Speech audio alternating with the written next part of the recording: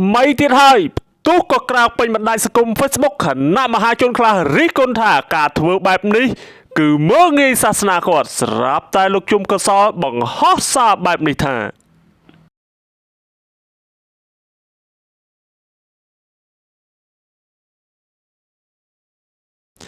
កាលពីពេលថ្មីនេះគេសង្កេតឃើញមានការបង្ហោះការចែកចាយពេញបណ្ដាញសង្គម Facebook ទាក់ទងនឹងការសម្ដែងនៅក្នុងកម្មវិធីបុកល័ក្ខថ្ងៃមង្គលការពេជ្រពិសីដែលគេល្បីគ្រប់គ្នាថាជាម្ចាស់ brand ផ្កាធ្វើឲ្យមានការប៉ះពាល់ដល់អារម្មណ៍ក៏ដូចជាសាសនារបស់មហាជនខ្លះដែលគាត់ជាអ្នកកាន់សាសនាអ៊ីស្លាមយ៉ាងណាមិញនៅថ្ងៃទី22ខែកុម្ភៈឆ្នាំ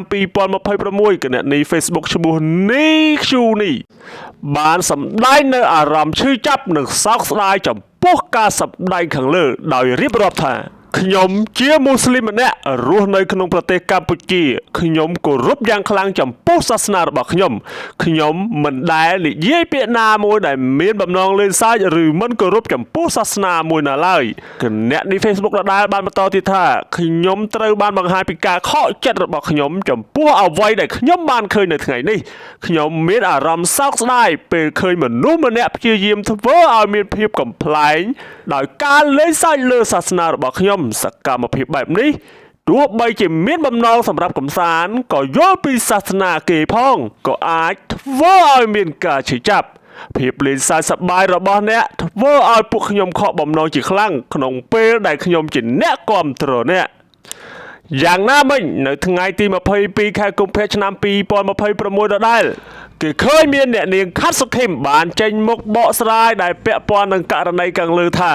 កម្មវិធីទំនៀមទម្លាប់ប្រពៃណីបុកល័ក្ខខ្មែរមានតាំងពីយូរលង់ណាស់មកហើយដែលមានតួអង្គអ៊ីស្លាមចូលរួមសម្ដែងហើយអ្នកនាងខាត់សុខឹមក៏បានរៀបរាប់បែបនេះថាក្នុងនាមខ្ញុំជាសិល្បករនីបែបបុរាណមួយរូបសូមអធិស្ឋានដល់បងប្អូនខ្មែរអ៊ីស្លាមទាំងអស់ដែលរស់នៅក្នុងប្រទេសកម្ពុជាកំពុងមានប្រតិកម្មចំពោះកម្មវិធីទំនៀមទម្លាប់ប្រពៃណីបុកល័ក្ខខ្មែរសូមបងប្អូនមេត្តាបន្ធូរភាពតានតឹងបន្តិចជាទូទៅក្រុមភ្លេងបុរាណប្រពៃណីក្នុងពិធីបុកល័ក្ខតែងតែមានតួអង្គជនជាតិអ៊ីស្លាមចូលរួមសម្ដែងយូរលង់ណាស់មកហើយប៉ុន្តែដោយសារតែសម័យកាលមុនពុំមានការផ្សព្វផ្សាយទូលំទូលាយដូចសម័យនេះជាក់ស្ដែងយើងខ្ញុំជាអ្នករក្សាទម្រង់ទំនៀមទម្លាប់មិនឲ្យហ៊ានលេងខុសពីអ្វីជាទម្រង់ដើមនោះទេចេះរៀនតពីគ្រូជំនាន់មុនបែបណាគឺលេងតាមបែបនោះមិនមានចិត្តមាក់ងាយសាសនាឬជនជាតិណានោះទេនៅក្នុងសំណេរដដែលអ្នកនាងខាត់សុខឹមក៏សូមសំណូមពរដល់ក្រសួងវប្បធម៌និងវិចិត្រសិល្បៈ